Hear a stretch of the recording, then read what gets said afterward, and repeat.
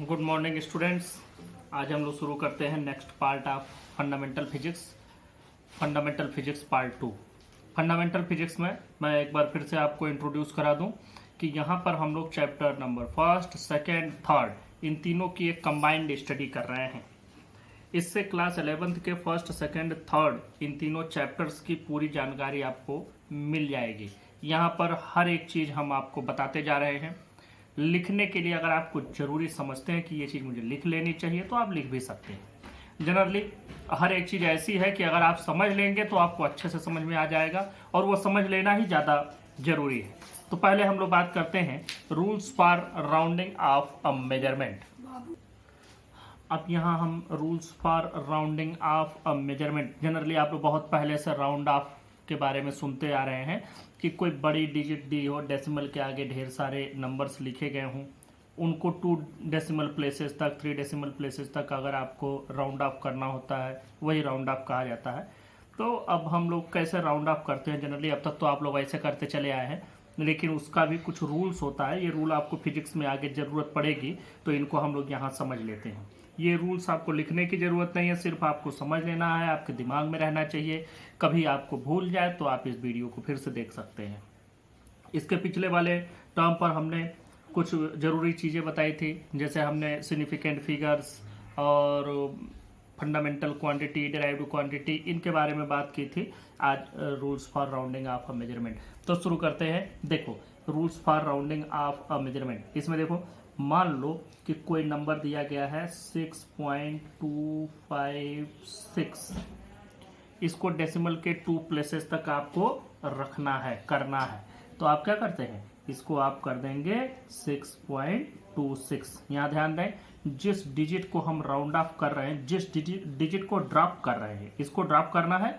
तो यह अगर 5 से ज़्यादा है तो इसके पहले वाला डिजिट 1 बढ़ जाएगा। चलो दूसरी चीज़ देखते हैं। अगर यही चीज़ 6.254 होता, ये लेस देन 5 है, तो हम लोग जो डिजिट ड्रॉप करना है लेस देन 5 है, तो बाकी सभी चीज़ें एज इट इज रहेंगी, नो चेंज, कोई चेंज नहीं। ध्यान देना, जिस डिजिट को ड्रॉप करना है वो 5 से ज़्यादा है तो उसके पहले वाला डिजिट 1 बढ़ जाएगा। अगर जिस डिजिट को ड्रॉप करना है वह 5 से कम है तो उसके पहले वाला डिजिट अनचेंज्ड रहेगा। अब अगली बात करते हैं कि अगर जिसको हम ड्रॉप करने जा रहे हैं वह 5 ही है, एग्जैक्ट 5 है। अब क्या करेंगे, 5 से कम था तो छोड़ दिया, 5 से ज़्यादा था तो 1 बढ़ा दिया। तो अगर एग्जैक्ट 5 है और इसके आगे 0 के अलावा कोई डिजिट है, जैसे 1 2 3 4 5 6 7 8 9 कुछ भी है अदर देन 0, तो हम लोग क्या करेंगे, देखो फिर से बात समझ लो। जिसको ड्रॉप करना है, इसको हमको ड्रॉप करना है, इस डिजिट को ड्रॉप करना है और ये 5 है, तो देखेंगे क्या इसके सामने कोई नॉन जीरो डिजिट है, मतलब 0 के अलावा कोई और नंबर है। अगर है तो फिर इसको 1 बढ़ा दो, 6.26 हो जाएगा। ध्यान से समझ लिए। ये तीसरा वाला पॉइंट एक बार मैं फिर बता दे रहा हूँ। जिस डिजिट को ड्रॉप करना है अगर वो एग्जैक्ट 5 है और उसके सामने, उसके बाद कोई भी एक नॉन जीरो डिजिट है, मतलब एनी नंबर अदर देन 0, तो आप उसके पहले वाले डिजिट को 1 बढ़ा देंगे। नेक्स्ट पॉइंट पर चलो।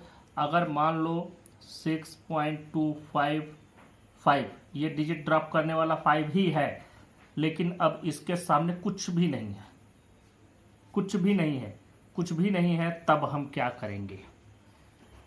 या मान लो 0 है, दोनों ही केस बराबर है। या तो जिस डिजिट को ड्रॉप करना है इसको ड्रॉप करना है और इसके आगे 0 है, या कुछ भी नहीं है। तो उन दोनों ही केसेज में हम देखेंगे कि इसके ठीक प्रीसीडिंग वाला डिजिट ऑड है कि इवन। ये ऑड है, ऑड है तो इसको 1 बढ़ा दो, 6.26 हो जाएगा। अब मान लो यही सेम बात और करते हैं, 6.2, अब हम इसको चेंज करते हैं। मान लो ये इवन हो गया, 6.245 या 6.2450 भी कर सकते हो, हम 6.245 लेते हैं। तो अब क्या हो जाएगा, 6.24। जिस डिजिट को ड्रॉप करना है वह एग्जैक्ट 5 है और उसके सामने, उसके बाद कोई भी नॉन जीरो डिजिट नहीं है, तो उसको ड्रॉप कर देंगे, उसके पहले वाला डिजिट अगर इवन है तो हम उस डिजिट को एज इट इज रहने देंगे। इस बात को एक बार फिर से बता दूं, जिस डिजिट को ड्रॉप करना है वह अगर मोर देन 5 है तो उसके ठीक पहले वाला एक बढ़ा दो, अगर वह लेस देन 5 है तो उसके पहले वाला एज इट इज रहेगा, अनचेंज्ड, कोई चेंज नहीं करेंगे। अब अगर एग्जैक्ट इक्वल टू 5 है तो ये देखेंगे क्या उसके बाद भी कुछ है नॉन जीरो डिजिट में, जीरो के अलावा कुछ है, अगर है तो ठीक है वही रूल लगेगा जो ग्रेटर देन 5 पर था, एक बढ़ा देंगे। अब अगली चीज, ये एग्जैक्ट 5 ही है ड्रॉप करने वाला डिजिट और इसके बाद जीरो है या कुछ भी नहीं है, जीरो है या कुछ भी नहीं है, तो देखेंगे उसके पहले क्या है। उसके पहले अगर इवन है तो एज इट इज छोड़ देंगे, अगर ऑड है तो एक बढ़ा दो। इसके पहले 5 है, एक बढ़ा दिया, इसके पहले 4 है तो छोड़ दिया। एक बार और भी देख लो, 6.2450 लिखा हो तो भी रिजल्ट आएगा 6.24। ये हम लोग डेसिमल के 2 प्लेसेस तक इसको किए, आप 3 प्लेसेस 5 प्लेसेस तक भी जहां भी जब भी ड्रॉप करेंगे, जिस डिजिट को ड्रॉप करेंगे, अब जैसे एक एग्जांपल ले लें, ये भी बच्चे दिमाग में बैठा लेंगे कि तो 2 ही डिजिट तक सर बता रहे हैं, डेसिमल के 2 प्लेसेस तक बता रहे हैं, नहीं, आपको ये हर जगह अप्लाई करना। जैसे मान लिया हमने 6.265783 ऐसे इतना दिया है। अब इसको अगर डेसिमल के मान लो कि 4 प्लेसेस तक रखना है तो ये 4 प्लेसेस तक तो रखने हैं, इसको ड्रॉप करना है, ये मोर देन 5 है तो इसको 6.2658 कर देंगे।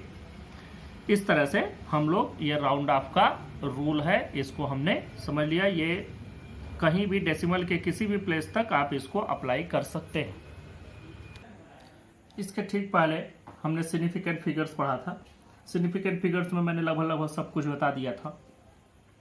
एक चीज डिस्कस करना भूल गए थे, मान लो 7.89 इंटू 10⁻⁻25 दिया है, इसमें सिग्निफिकेंट फिगर्स निकालने हो तो इससे हमारा कोई मतलब नहीं होगा, सिर्फ इसी में हम सिग्निफिकेंट फिगर्स देखेंगे। इसमें 3 है तो 3 लिख देंगे। ये एक छोटी सी बात मैंने यहाँ डिस्कस कर ली। अब इसके बाद नेक्स्ट टॉपिक पर चलते हैं, dimensions. Dimensions of a physical quantity. Dimensions का मतलब क्या होता है, ये बात आपको समझनी है। पहले तो हम लोगों ने पढ़ रखा है 1 डायमेंशनल, 2 डायमेंशनल, 3 डायमेंशनल, जानते हो। 1 डायमेंशनल मतलब एक लाइन पर, 2 डायमेंशनल मतलब एक प्लेन में, 3 डायमेंशनल मतलब स्पेस में कहीं भी जिसमें लंबाई चौड़ाई ऊंचाई तीनों हो। तो ये सारी चीजें डायमेंशंस। यहाँ हमारे डायमेंशंस का क्या मतलब, फिजिकल क्वांटिटी में डायमेंशन कहाँ से आएगा, ये बात समझने की है। देखो यहाँ हमको एक बात मालूम है कि 7 फंडामेंटल क्वांटिटी है, ये आपने पढ़ रखा है, और बाकी के जितने भी डेराइव्ड क्वांटिटी हैं, ये सभी जितने भी डेराइव्ड क्वांटिटी, ये सब इन्हीं 7 फंडामेंटल से मिलकर के बने हुए हैं। तो ये 7 फंडामेंटल क्वांटिटी को ही, इसी के टर्म में अगर हम किसी भी डेराइव्ड क्वांटिटी को रिप्रेजेंट कर रहे हैं तो एक फार्मूला बनता है जिसको हम लोग कहते हैं डायमेंशनल फार्मूला। अब यहाँ एक बात और भी समझनी है कि ये 7 फंडामेंटल क्वांटिटी को ही 7 डायमेंशंस ऑफ वर्ल्ड कहते हैं। 7 डायमेंशंस ऑफ वर्ल्ड इन्हीं को कहा जाता है, 7 डायमेंशंस ऑफ वर्ल्ड। ध्यान से, ये एक क्रोनोलॉजी ही है, ये वो 1 डायमेंशनल 2 डायमेंशनल से न जोड़ लेना। ये फिजिकल क्वांटिटी को, कोई भी फिजिकल क्वांटिटी हो, वो इन्हीं 7 फंडामेंटल क्वांटिटी से मिलकर के बना होगा। तो इसका मतलब इन 7 फंडामेंटल क्वांटिटी से ही इस वर्ड के सभी डिराइव्ड क्वांटिटी और फंडामेंटल क्वांटिटी सब इसी से रिप्रेजेंट हो जाएंगे। तो इन्हीं को कहते हैं 7 डायमेंशंस ऑफ वर्ड। अब देखो, जब भी हम किसी भी फिजिकल क्वांटिटी को रिप्रेजेंट करते हैं in terms of its fundamental quantity, तो वी गेट अ फार्मूला, हमको एक फार्मूला मिलता है, and that formula is called dimensional formula. तो पहले तो इन 7 फंडामेंटल क्वांटिटी के टर्म में रिप्रेजेंट करने के लिए हम लोग इनके कुछ रिप्रेजेंट करने के लिए हम लोग सिंबल्स बना लें। वो सिंबल्स मैंने पिछले लेक्चर में डिस्कस किया था, यहाँ फिर एक बार मैं आप लोगों को वो सिंबल्स बता देता हूँ कि वो सिंबल क्या है, और फिर उन्हीं सिंबल्स के टर्म में हम लोग रिप्रेजेंट करेंगे। और जब भी किसी भी डिराइव्ड क्वांटिटी को इन सिंबल्स के टर्म में रिप्रेजेंट करेंगे तो देखेंगे कि ये फंडामेंटल क्वांटिटी पर कितना पावर आ रहा है। मैं उसकी चर्चा भी करता हूँ, पहले इनके सिंबल्स के बारे में आपको बता दूं। ये सभी वो सिंबल्स हो गए जिन सिंबल्स के टर्म में हम रिप्रेजेंट करते हैं। लेंथ के लिए हम लोग यल यूज करते हैं। अब लेंथ डिस्टेंस कुछ भी हो तो उसको यल से, मास के लिए यम, बाकी के लिए आप देख ही रहे हैं सब, टाइम के लिए टी, टेम्परेचर केल्विन में नापते हैं तो के, करंट हम लोग इलेक्ट्रिक करंट एम्पियर में नापते हैं तो ए, अमाउंट ऑफ सब्सटेंस मोल में मेजर किया जाता है तो मोल, ल्यूमिनस इंटेंसिटी हम लोग सीडी में मेजर करते हैं, कैंडेला, तो कैंडेला का सीडी बना दिया। तो ये हो गए इनके रिप्रेजेंटेशन के तरीके। अब देखो हम लोग कैसे किसी क्वांटिटी को रिप्रेजेंट करते हैं वो बताते हैं। अब देखें, जैसे मान लीजिए हमको एरिया को रिप्रेजेंट करता है तो एरिया क्या होता है, लेंथ इनटू ब्रेथ, दोनों ही डिस्टेंस है, दोनों ही लेंथ है, तो इसका हो गया यार। ये याद रखना, हमेशा स्क्वायर ब्रैकेट में लिखेंगे। कोई भी ये ब्रैकेट लगाएगा तो गलत है, ये वाले ब्रैकेट लगाएगा तो गलत है, या किसी और तरीके का ब्रैकेट एक्सेप्टेबल नहीं है। Only square bracket is used.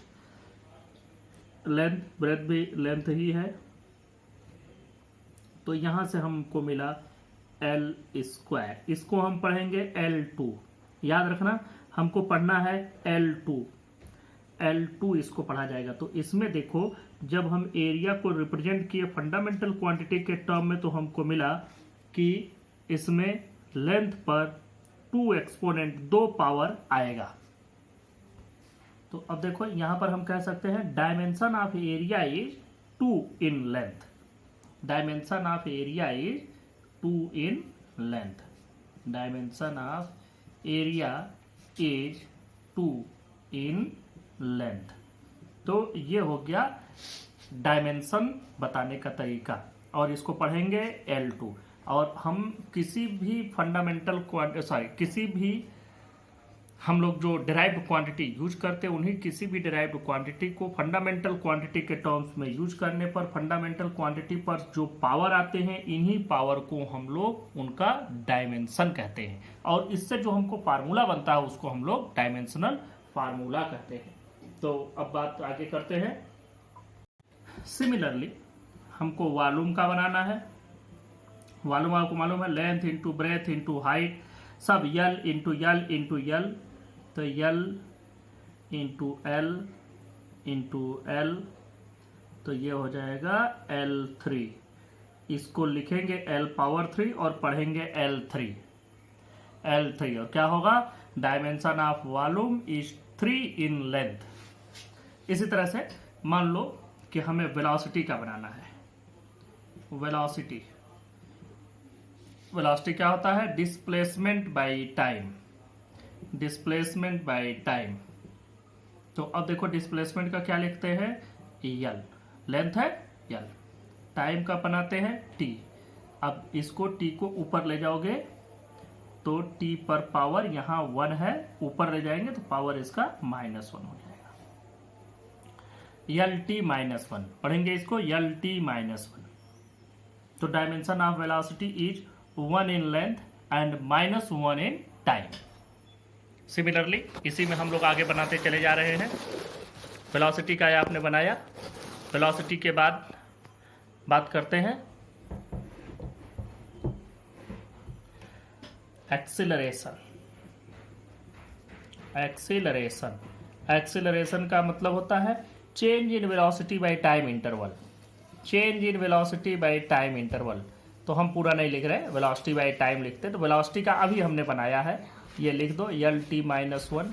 नहीं याद आता तो उसको भी डिस्टेंस बाय टाइम या डिस्प्लेसमेंट बाय टाइम और डिवाइडेड बाय टाइम, ये बन गया। अब देखो ये LT -1 तो यहाँ है, ये भी -1 ऊपर जाएगा तो यहाँ -2 हो जाएगा, एक -1 इसमें जाके और बढ़ जाएगा। तो क्या होगा, the dimension of acceleration is 1 in length and -2 in time. तो इस तरह से सिर्फ LT -2 बोलोगे तो भी सबको समझ में आ जाएगा कि ये डायमेंशन इसका क्या है, हर बार हमको कहने की जरूरत नहीं है। अब देखें एक्सीलरेशन बन गया। अब जरा फोर्स का बनाओ। Force is equal to M into A. Mass को हम लोग यम लिखते हैं और ए को लिखते हैं एल टी माइनस टू। ए मतलब एक्सेलरेशन। तो ये पूरा एक स्क्वायर ब्रैकेट में हो जाएगा M L T minus to.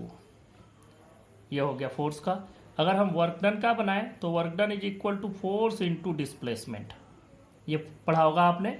Force को हम लिखेंगे, अभी बना हमारे पास M L T minus two into displacement L. अब देखो क्या हो जाएगा, एल पर भी पावर ये 1 और 1 जुड़ जाएंगे, M L two T minus two. इसको पढ़ेंगे M L two T minus two. ध्यान से सुनो, M L two T minus two. ये वर्क डन हो गया। अगर हम यही पावर बनाए, पावर इज इक्वल टू होता है rate of work done, work by time. तो वर्क का तो अभी अपने बनाया M L two T minus two, M L two T minus two divided by T. अब देखो ये टी ऊपर जाएगा तो -1 होगा और इसमें ऐड हो जाएगा, -3 हो जाएगा। तो हमको मिलेगा M L two T minus 3। This is power के बाद यही एक और चीज बना लो, प्रेशर फार्मूला आपको मालूम है। Pressure is equal to force per unit area, force by area. Force का अभी हमने बनाया M L T minus two.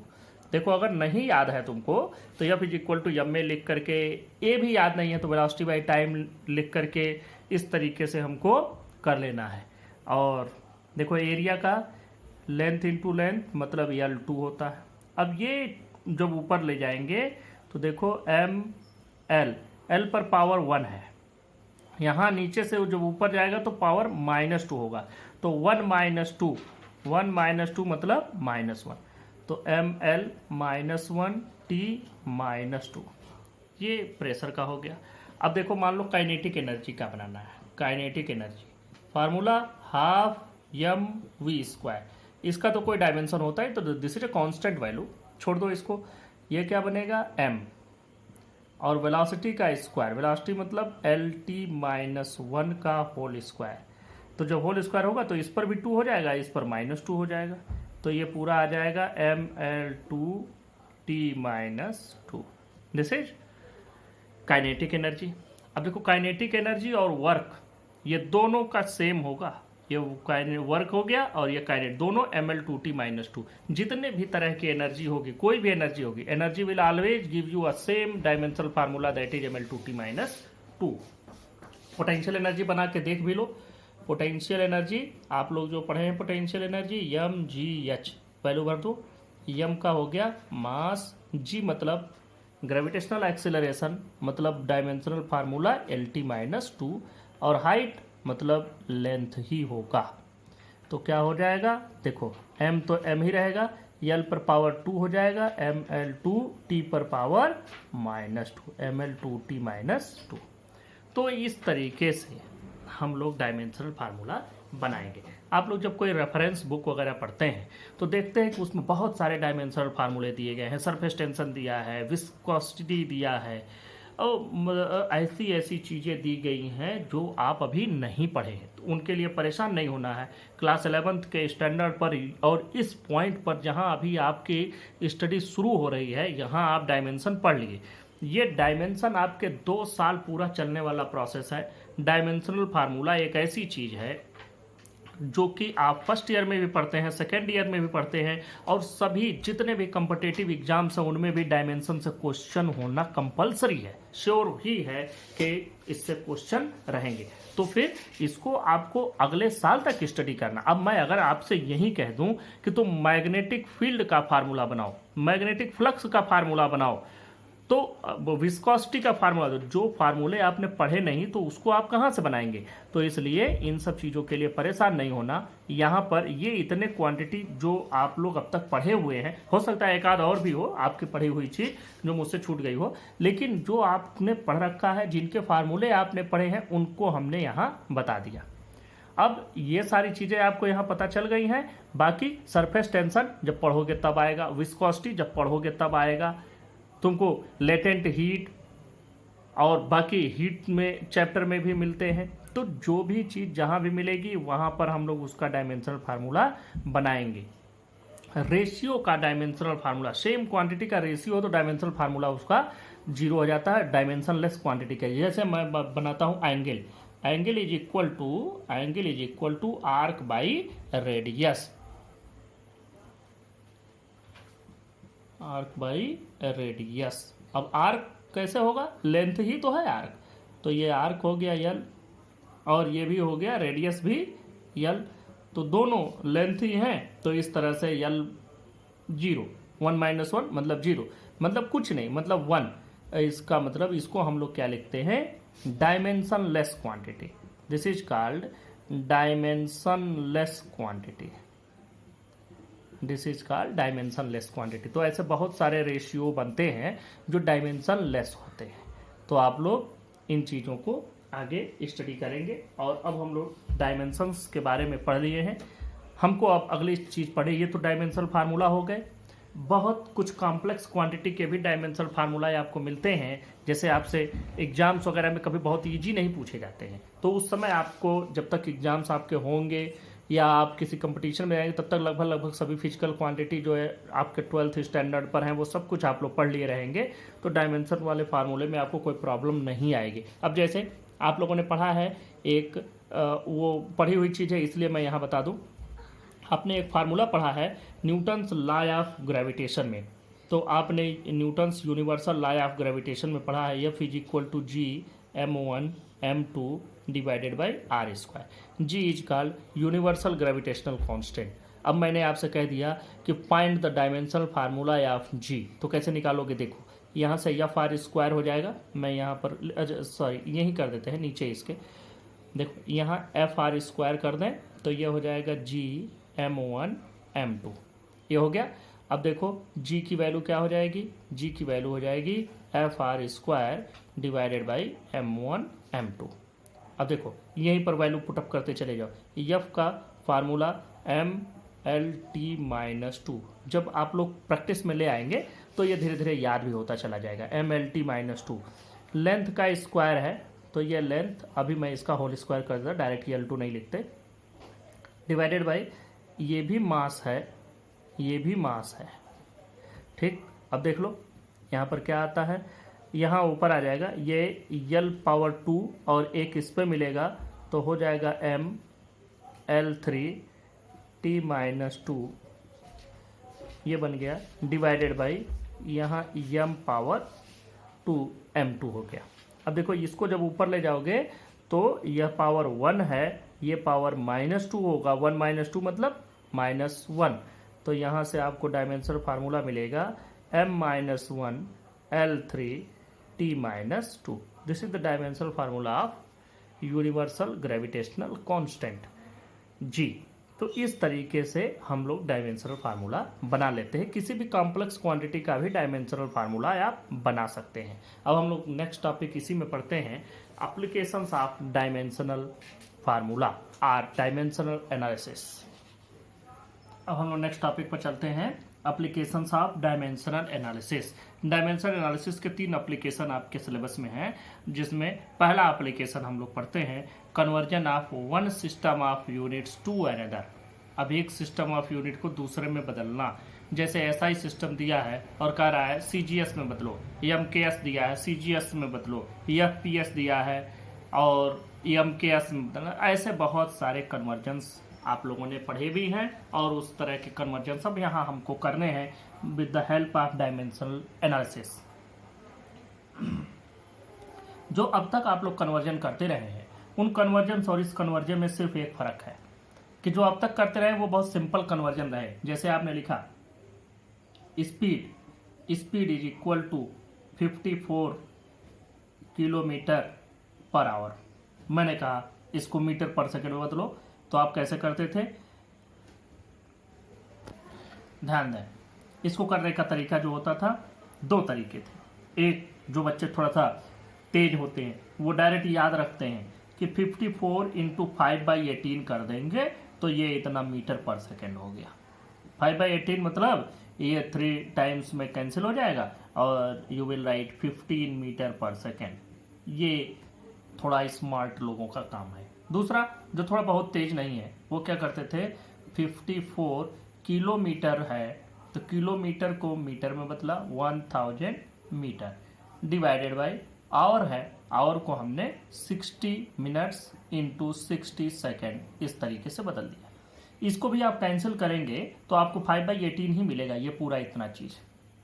और जब उसको 54 से मल्टीप्लाई करोगे तो you will again get 15 metre per second. ये तरीका हो गया बदलने का। तो it is a very simple quantity जिसको आपने इजीली बदल लिया। लेकिन अगर हम आपसे कह दें कि आपको फोर्स दिया गया है, फोर्स दिया है 200 Newton, now convert into CGS system, तो इट्स कॉम्प्लेक्स क्वांटिटी, इसमें बहुत सारी चीज़ें हैं। तो इसलिए हम लोग इसको जब करते हैं तो डायमेंशनल फार्मूले की हेल्प से करते हैं। तो जरा सा समझो क्या हमको इसमें यूज करना है। देखो कोई भी क्वांटिटी जब हम रिप्रेजेंट करते हैं तो उसमें दो चीज़ें होती हैं। पहली चीज़ होती है न्यूमेरिक वैल्यू, दूसरा चीज़ होता है यूनिट, और ये दोनों की वैल्यू हमेशा कांस्टेंट होती है। जैसे मान लो 5 मीटर, 5 मीटर में 5 हो गया न्यूमेरिक वैल्यू, मीटर हो गया यूनिट, ये हो गया न्यूमेरिक वैल्यू, ये यूनिट।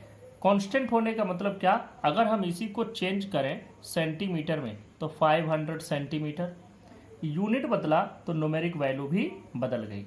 मैं सेंटीमीटर को मिलीमीटर कर दूं तो ये हो जाएगा 5000 मिलीमीटर। अब देखो इसमें क्या हुआ, हमने यूनिट को बदला तो न्यूमेरिक वैल्यू भी चेंज हो गई। लेकिन ये कुछ भी हुआ तो ये वैल्यू इसके बराबर है, ये वैल्यू इसके बराबर है। तो इस तरह से हम लोग ये लिख सकते हैं कि quantity n1u1 will be equal to n2u2, या हम लोग ये भी लिख सकते हैं कि n into U equal to constant. ये दोनों ही चीज़ें लिखी जा सकती हैं, कही जा सकती हैं, इनको आपको समझ में आना चाहिए। तो हम लोग इस तरह से यूनिट को बदलते हैं और न्यूमेरिक वैल्यू में चेंज पा लेते हैं, ये तरीका होता है। अब हम लोग अब तक तो यूनिट रखते रहे, metre per second, millimetre, centimetre, kilometre, kilogram. अब हमको क्या रखना है, यू की जगह पर इसका डायमेंशनल फार्मूला रखना है और उससे हमको कन्वर्ट करना है। हम लोग एक एग्जाम्पल की बात करते हैं यहीं पर, उसी एग्जाम्पल के थ्रू आपको ये चीज़ समझ में भी आएगी। एग्जाम्पल मैं लेता हूँ, example convert 5 Newton force into CGS system. CGS मतलब सेंटीमीटर ग्राम सेकेंड वाला। देखो सबसे पहले क्या दिया है, हम लोग सोल्यूशन की ओर चलते हैं। सोल्यूशन में देखो सबसे पहले n1 की वैल्यू दी गई है 5, u1 की वैल्यू दी गई है न्यूटन, ये u1 न्यूटन में है, न्यूटन में है। तो पहले तो इसका डायमेंशनल फार्मूला लिख लो फोर्स का। आपको याद है तो डायरेक्ट लिखें, नहीं याद है तो आप यहाँ किनारे बना सकते हैं। एफ इज इक्वल टू यम में होता है तो यम इंटू ए का मतलब वेलोसिटी बाई टाइम। ये ऐसे रफ पे बनाते हैं, आप लोग बना लेंगे, सीख लीजिएगा, और 2 बार 4 बार बनाओगे तो वैसे ही याद हो जाएगा। तो ये तो हो गया मास। वेलोसिटी को तो लिख सकते हैं डिस्टेंस बाई टाइम, तो डिस्टेंस बाई टाइम करोगे, एक टाइम पहले से था टाइम स्क्वायर, तो फिर क्या हो जाएगा M L T, M L divided by T square, divided by T square, तो क्या हो जाएगा एम एल टी माइनस 2।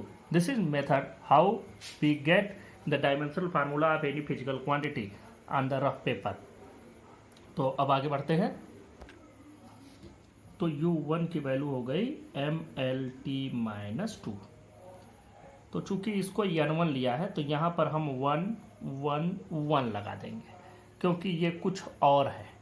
यहाँ पर अगर हम बात करें न्यूटन की तो न्यूटन में क्या होता है, KG metre per second square, ये भी लिखते हैं न्यूटन को। जैसे एफ इज इक्वल टू यम में आपने लिखा, यम किस में नापोगे, केजी में, ये मीटर पर सेकेंड स्क्वायर में, तो ये मेजर करते हैं। तो ये कहीं ना कहीं इन चीज़ों में बना हुआ है, KG metre per second square में, तो इसको हमने 1 1 1 कर दिया। n2 की वैल्यू आपको कैलकुलेट करनी है, क्वेश्चन मार्क। U2 की वैल्यू क्या दिया है, वही MLT-2, लेकिन ये क्या है, ये कोई सेकेंड यूनिट है। वो सेकेंड यूनिट हमको मालूम है क्या है, second unit we know that this is CGS system. अब बात करते हैं, यहाँ फिर बना लेना, M1 लिख लो, L1 लिख लो, T1 लिख लो। M1 की वैल्यू कितनी है, किलोग्राम, ये 1 kg हो गया। L1 की वैल्यू कितनी है, मीटर, और T1 लिखा है सेकंड में। अब जरा सा बात करो M2 की, M2 दिया गया है, ये देखो मास CGS सिस्टम में है। CGS सिस्टम का मतलब CGS, इस सिस्टम का मतलब सेंटीमीटर, ग्राम और सेकंड, तो मास है तो ये हो जाएगा ग्राम में।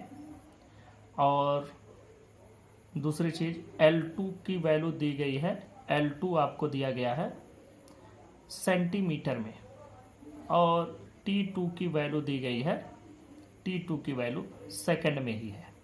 अब देखो किसको किस में बदलना है, याद रखो हमको इस वाले को बदलना है, न्यूटन को बदलना है CGS सिस्टम में, मतलब ये किलोग्राम, मीटर, सेकंड, इनको बदलना है इसमें, तो इसमें बदल डालो। ये केजी है, केजी मतलब 1 kg, 1 kg मतलब कितने ग्राम, 1000 ग्राम। ये कितना है, 1 मीटर, 1 मीटर मतलब 100 सेंटीमीटर। ये है 1 सेकेंड, 1 सेकेंड मतलब 1 second, no need to convert, ये कन्वर्जन हुआ। अब इसको कैसे लगाना है, ध्यान से देखो, ऐसे ही आपको करना है, अपनी कॉपी पर भी ऐसे ही आप करेंगे। देखो क्या लिखेंगे, we know that N1 U1 equal to N2 U2, it implies that N2 is equal to, देखो N1 U1 divided by U2, N1 U1 by U2, ये वैल्यू आई। N2 की वैल्यू कैलकुलेट कर लो, N1 की वैल्यू देख लो कितना दिया है, 5, लिख लो 5। U1 की वैल्यू लिख लो, M1 L1 T1 -2 divided by इसकी वैल्यू भी लिख दो, M2 L2 T2 -2। ये 5 ऐसे ही रहेगा, हम लोग M1 बाई M2 कर लें, एक साथ हो जाएगा। ये L1 बाई L2 कर लें, एक साथ हो गया। और दूसरी बात T1 बाई T2 कर लिया, और T1 बाई T2 पर पावर हो गया -2। यहाँ से एक चीज़ आपको थोड़ा सा ध्यान देना होगा कि ये T1 बाई T2 पर पावर -2 आया, इसको हमको चेंज करना पड़ेगा। बाकी चीज़ें रखो, M1 बाई M2 की वैल्यू रखो। M1 की वैल्यू देखो कितनी आई है, M1 की वैल्यू आई है 1000 ग्राम, M1 की value 1000 gram divided by M2 दिया है 1 ग्राम, हो गया। L1 की वैल्यू देखो 100 सेंटीमीटर, और ये है 1 सेंटीमीटर, यहाँ 1 मान लो, ये 100 सेंटीमीटर डिवाइडेड बाई 1 सेंटीमीटर, ये हो गया। T1 बाई T2 है और पावर -2 है, तो पावर -2 में तो हमको कैलकुलेशन दिक्कत होगा, तो जहाँ भी माइनस में पावर आए अंदर की क्वांटिटी को इन्वर्ट कर देंगे। इन्वर्ट मतलब T1 बाई T2 है तो T2 बाई T1 कर दो, जैसे T2 बाई T1 करोगे ये पावर 2 हो जाएगा। अब T2 बाई T1 की भी वैल्यू यहाँ पर रख देते हैं, देखो यहाँ पर क्या आ रहा है, 5 इंटू ये 1000 इंटू 100 इंटू ये देखो T2 बाई T1, दोनों 1 ही हैं, ये भी 1 ये भी 1, क्योंकि दोनों सेकेंड ही हैं। यहाँ आप देख रहे होंगे ये भी 1 सेकेंड ये भी 1 सेकेंड, तो दोनों सेकेंड है, ये तो 1/1, इसका तो कोई मतलब ही नहीं बना। तो फिर क्या आया हमको, जो फाइनल रिजल्ट हम पा रहे हैं, final result will be 5 into 10 power, देखो ये 3 और ये 2, तो हम लिख सकते हैं 10 पावर 5। देखो या तो आप 5 के आगे 5 0 लगा के लिखते, लेकिन अब आप बड़े हो गए हैं तो अब आप थोड़ा सा बड़े आदमियों की तरह से लिखेंगे अच्छे तरीके से। This is your answer. ये किस में आया, पहली बार तो ये आया डाइन में, DYNE। अब आपने तो डाइन पहली बार सुना, तो मैं आपको बता दूं dyne is the CGS unit of force. जैसे न्यूटन है SI यूनिट ऑफ फोर्स, उसी तरह से CGS unit of force is dyne. अब यहाँ एक बात ध्यान रखना, मान लो तुम्हें डाइन याद ही नहीं है तो हम क्या लिख सकते हैं, तो इसकी जगह पे हम ये लिख देंगे, डाइन ने लिखा तो आर आप लिख सकते हैं CGS यूनिट ऑफ फोर्स। जिसको नहीं याद है वो ये भी लिख सकता है, क्योंकि CGS में कन्वर्ट करने को बोला गया था। हमें तो याद था डाइन, आपको भी अब याद हो जाएगा, आप भी अब याद रखेंगे कि हाँ CGS में फोर्स को डाइन में मेजर किया जाता है। लेकिन नहीं याद है तो you can simply write CGS unit of जो भी क्वांटिटी दी गई हो। इस पर एक और एग्जाम्पल करते हैं, convert 1 joule work into CGS system. चलो भाई, ये एक और अच्छा क्वेश्चन मिल गया। हम बात करते हैं, N1 की वैल्यू दे गई है 1। दूसरी बात, U1 की वैल्यू दी गई है, वर्क का डायमेंशनल फार्मूला ये आपको लिखना होगा। मुझे याद है, मैं लिख देता हूँ ML2T-2। आपको याद नहीं होगा तो आपका ये 1 1 1 लगा देना, क्योंकि ये U1 की वैल्यू हम लोग लिख रहे हैं। U2 की वैल्यू भी यहीं लिख लो, यही होगा ML2T-2, लेकिन इसमें 2 2 2 हो जाएंगे। ये दोनों वैल्यू लिख लिया। इन दोनों को लिखने के बाद इनके करस्पॉन्डिंग वैल्यूज भी लिख लेते हैं। करस्पॉन्डिंग वैल्यूज का मतलब ध्यान देना, हमको यहाँ पर क्या लिखना है, M1 L1 T1, ये तीन ही चीज़ हैं। M1 है kg में, और ये है मीटर में, ये है सेकंड में। इधर बात करते हैं M2 L2 T2, वैल्यू इसमें है ग्राम में, ये है सेंटीमीटर में, और ये है सेकंड में। ध्यान देना 1 kg हमको कन्वर्ट करना है U2 में। U2 में कन्वर्ट करना मतलब ये यूनिट आनी चाहिए, हमारे पास यूनिट है ये, तो this unit will be converted into this, again this unit will be converted into this. हमको ये कन्वर्ट करना है इसमें, तो ये 1 kg में 1000 ग्राम, 1 मीटर में 100 सेंटीमीटर, और ये तो सेकंड ही रहेगा, इसको तो कोई बात ही नहीं है, चाहे लिख दो चाहे ना लिखो कोई बात नहीं। अब लिखो, we know that N1 U1 equal to N2 U2। यहाँ से क्या पाओगे, N2 की value N1 into U1 divided by U2। यहाँ से U2 नीचे आ जाएगा, U2 वैल्यू पुटअप करो, N1 की वैल्यू तो 1 ही है, ये वैल्यू रखोगे M1 L1 2T2 minus T1 minus 2। Simply ML2T-2 लिख के 1 1 1 लगा देना। इसमें भी ऐसे ही करेंगे, ML2T-2, बस यहाँ 2 2 2। अब देखो N2 की वैल्यू, N2 1 है, 1 को हम लोग हटा देते, डिस्कार्ड कर देते हैं, मतलब डिस्कार्ड करना मतलब इसको हटा दो, तो M1/M2 लिख सकते हैं। ये हो जाएगा L1/L2 होल स्क्वायर, ये हो जाएगा T1/T2, ये पावर -2।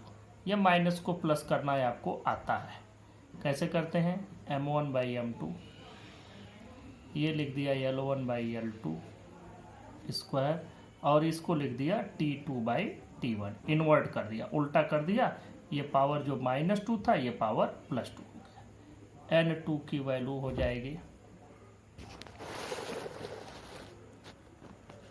सबकी वैल्यू पुटअप कर दें, M1 है 1000 ग्राम डिवाइडेड बाई 1 ग्राम,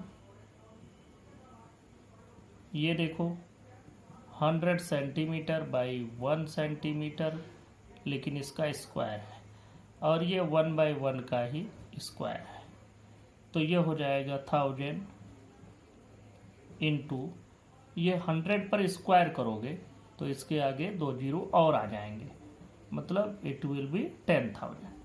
तो देखो हम लोग इंटरमीडिएट में है तो क्या करेंगे, ये 3 जीरो ये 4 जीरो मिला करके 10⁻⁷ 7 क्या अर्ग, ERG, this is CGS unit of work.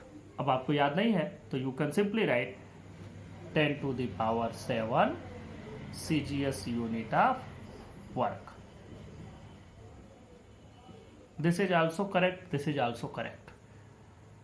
सभी के CGS यूनिट रट्टा मारने की जरूरत नहीं है, देयर इज नो नीड, सिर्फ और सिर्फ समझ लेना है कि ये CGS में क्या होता है, कैसे होता है। Now move to the next application. Second application है डायमेंशनल एनालिसिस का, checking the dimensional consistency of equations. Equations आपको बहुत सारे मिलते हैं, बहुत जगहों पर आप पाते हैं, जैसे आप लोग F is equal to M is also a equation, V equal to U plus AT is a equation. अब देखो S equal to UT plus half AT square, इस तरह से आप लोगों ने बहुत सारे इक्वेशंस पढ़ रखे हैं, आगे और भी ज़्यादा पढ़ेंगे।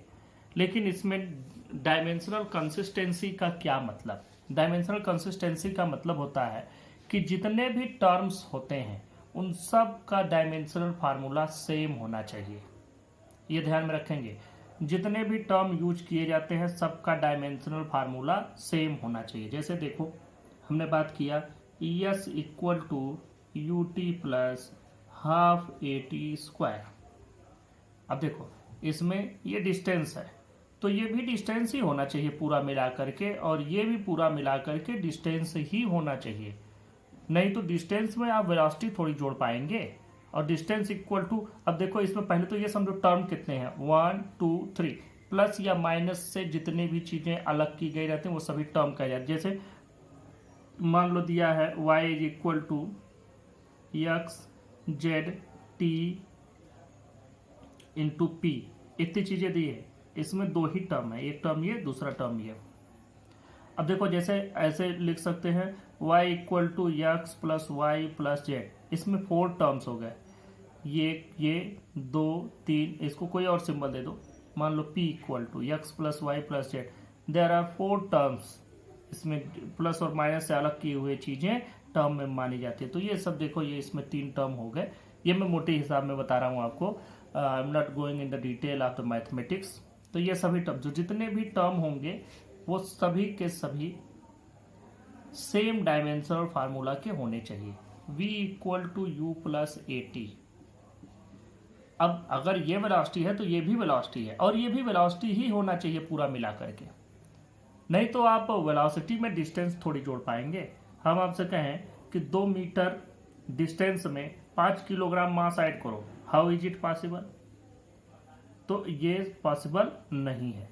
तो इसलिए एक इक्वेशन में जितने भी टर्म हो उन सब का डायमेंशनल फार्मूला सेम हो, तभी उस इक्वेशन को कहेंगे कि ये डायमेंशनली कंसिस्टेंट है, और तभी वो फिजिक्स में यूज करने के लायक होगा, नहीं तो it can not be used in physics.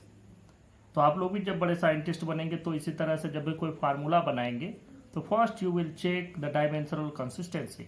तो इसका कोई भी थ्योरी नहीं है, सिर्फ ऐसे ही है। तो आपको मैं यहाँ डायमेंशनल कंसिस्टेंसी चेक करके दिखा देता हूँ। इस इक्वेशन को लेते हैं, S का डायमेंशनल फार्मूला L, U का डायमेंशनल फार्मूला LT-1, T का dimensional formula T time, plus इसका तो डायमेंशनल फार्मूला बनेगा नहीं 1/2 का, A का बनेगा LT-2, L का बन गया, सॉरी A का बन गया, A मतलब एक्सेलरेशन, LT-2 नहीं याद होगा तो आप बना लेंगे उस टाइम पर, T स्क्वायर, देखो ये L तो L ही रहेगा, कोई दिक्कत नहीं। यहाँ LT-1, ये 1 + 1 तो 0 हो जाएगा, प्लस LT-2 और ये +2 तो T⁻0 हो जाएगा, यहाँ भी T⁻0 हो जाएगा। मतलब बचेगा क्या, सिर्फ L यहाँ बचा, L यहाँ बचा, L यहाँ भी बचा, तो बचा क्या L, ये भी L और ये भी L। तो यहाँ से हमको मिला कि all have same dimensional formula, मतलब this equation is dimensionally consistent or dimensionally correct। दूसरा एक इक्वेशन और भी मैं ले लेता हूँ, एक example, V equal to, next example, V equal to U plus AT रख दो सबकी वैल्यू। v का मतलब L T minus one, u का मतलब L T minus one, plus a का मतलब L T minus two, this is acceleration, into T, सबकी वैल्यू रख दो। एल टी माइनस वन, ये तो एल टी माइनस वन है ही, plus L T minus two, और यहाँ पर वन है तो माइनस टू में से एक कम हो जाएगा तो माइनस वन, मतलब एल टी माइनस वन। इसका मतलब all the terms used in this equation has same dimensional formulas. तो आपको यहाँ से समझ में आ गया checking the dimensional consistency of equation. Now move to the third application of the dimensional analysis, and this third application is deducing relations. This is third application, deducing relation among physical quantities. ये बड़ा important है और सब कुछ यहाँ मतलब ऐसे ही है जैसे साइंटिस्ट सोचते हैं। जरा समझो कैसे। देखो यहाँ होता क्या है, डिड्यूशन का मतलब कि हम लोग डिराइव करें या एस्टेब्लिश करना। जरा समझो क्या होता है। जैसे मान लो तुम किसी चीज़ का स्टडी कर रहे हो, कोई भी चीज़ आप ऐसे पढ़ रहे हैं, उसके बारे में एक्सपेरिमेंट्स कर रहे हैं, जानने की कोशिश। जैसे मान लीजिए हम करंट की बात करें, करंट, इलेक्ट्रिक करंट की हम स्टडी कर रहे हैं, उस पर रिसर्च कर रहे हैं, तो हम करंट को कैसे देखेंगे। करंट तो हमने देखा, अब हम क्या करेंगे, चेक करेंगे कि ये करंट किन किन चीज़ों पर डिपेंड करता है, उनसे इसका क्या रिलेशन है, डिस्टेंस के साथ घट रहा है, बढ़ रहा है। इस तरह मैग्नेटिक फील्ड हो गया। मैग्नेटिक फील्ड के बारे में स्टडी करने तो देखेंगे डिस्टेंस के साथ मैग्नेटिक फील्ड बढ़ रहा है कि घट रहा है, कहाँ अट्रैक्शन है, कहाँ रिपल्सन है, ये सारी चीज़ें किन किन पर डिपेंडेंसी है, इसी से सब कुछ समझ में आता है। तो हम लोगों को जो भी चीज़ें समझनी है वो यहीं से डिड्यूसिंग रिलेशन एमंग फिजिकल क्वांटिटी से समझ में आने। जैसे मान लो मैं इसको सिर्फ और सिर्फ एग्जाम्पल से ही समझाऊंगा, आपको भी एग्जाम्पल से ही समझना है। There is no need to write any theory of this topic. बात करते हैं एक एग्जाम्पल से। एक एग्जाम्पल मैं देता हूँ।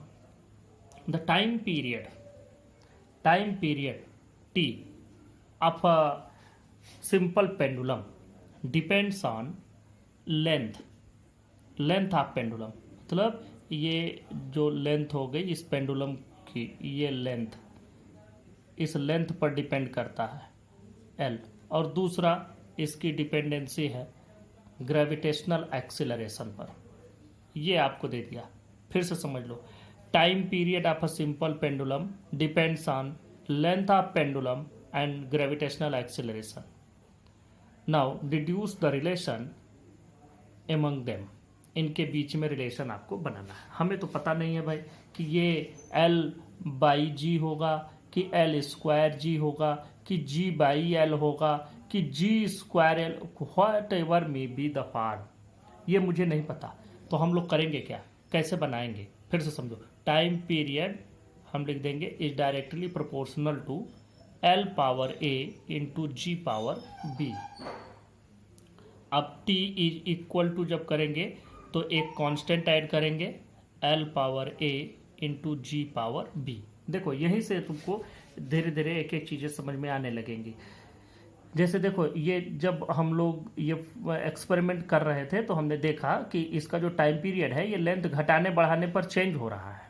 दूसरी बात है कि ग्रेविटी पर भी चेंज हो रहा है। जैसे हम इसको अगर हिल्स एरिया में लेके चले जाए तो कुछ और आता है, सी लेवल पर कुछ और आता है, तो अलग अलग जगहों पर इसकी वैल्यू अलग अलग आ रही है। And from place to place, मतलब पोल पर कुछ और आता है, इक्वेटर पर कुछ और मिलता है। तो इस तरह देख रहे हैं ग्रेविटी के चेंज होने पर भी चेंज हो रहा है। तो हमको ये समझ में आया कि इन दोनों पर, लेकिन मुझे नहीं पता कि ये जी स्क्वायर के टर्म में चेंज होगा कि एल स्क्वायर के टर्म में चेंज होगा, ये नहीं मालूम। इसके लिए हम लोग डायमेंशन का फार्मूला, डायमेंशनल एनालिसिस को यूज करेंगे। देखो कैसे, ऐसे यूज कर लिया। अब यहाँ पर आपको करना क्या है, use the dimensional formula of all the terms used. इसका डायमेंशनल फार्मूला लिखो। यहाँ के हमने एक कांस्टेंट लिया है, यहाँ लिख भी लेना। जहाँ हमने लिख दिया वेयर के इज अ डायमेंशनलेस कांस्टेंट। बात करते हैं, के को डायमेंशनलेस मान लिया तो के का कोई डायमेंशनल फार्मूला लिखेंगे ही नहीं। ये यल है, तो L पर पावर हो गया A। G मतलब ग्रेविटेशनल एक्सेलरेशन, इसका डायमेंशनल फार्मूला बनेगा LT-2 और इस पर पावर B। आगे बढ़ो, L पावर A इंटू यहाँ L पावर B हो जाएगा और T पावर -2B हो जाएगा। फिर आगे बढ़ो, L पावर A और B ऐड हो जाएंगे, L power A plus B और T पावर -2B, ये वैल्यू हुई। अब देखें यहाँ इसको इक्वेशन 1 बना देते हैं, ये वैल्यू आ गई और इधर की ओर आपको मिला T। यहाँ तो हमें T ही मिला क्योंकि टाइम का T ही होगा।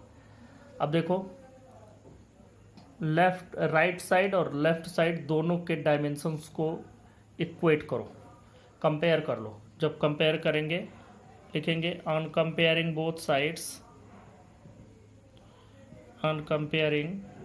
साइड्स वी गेट, देखो T पर पावर है 1 और यहाँ T पर पावर है -2B, तो 1 इज इक्वल टू -2B। यहाँ से B की वैल्यू कितनी मिल गई, -1/2। दूसरा L पर पावर देखो, यहाँ है A प्लस B और यहाँ तो L है ही नहीं, तो जब L नहीं है तो क्या लिखेंगे L की जगह, 0। L पावर 0 मतलब A plus B equal to 0। यहाँ से A माइनस B की वैल्यू रख दो, -1/2 इक्वल टू 0। यहाँ से A की वैल्यू मिल गई 1/2। तो देखो B की वैल्यू आई -1/2 और A की वैल्यू आ गई 1/2 फ्रॉम इक्वेशन 1। इक्वेशन 1 में वैल्यू पुटअप कर दो, T is equal to K into L power A means 1/2 और B power G power B means -1/2। तो पावर माइनस में नहीं लिखते हैं किसी फार्मूले में, तो L power 1/2 divided by G power 1/2, नीचे ले आओगे तो ये साइन माइनस का प्लस हो जाएगा। तो पावर 1/2 तब होता है जब स्क्वायर रूट हो, अंडर रूट, तो हम इसको लिखेंगे K√L/G and this is the formula, this is the relation between T and, यहाँ से आप ऐसे लिख भी सकते हैं T is equal to K√L/G। This is the method and this is the relation. These are the 3 applications of dimensional analysis. Next term पर हम लोग डिस्कस करेंगे error and error analysis. Thank you.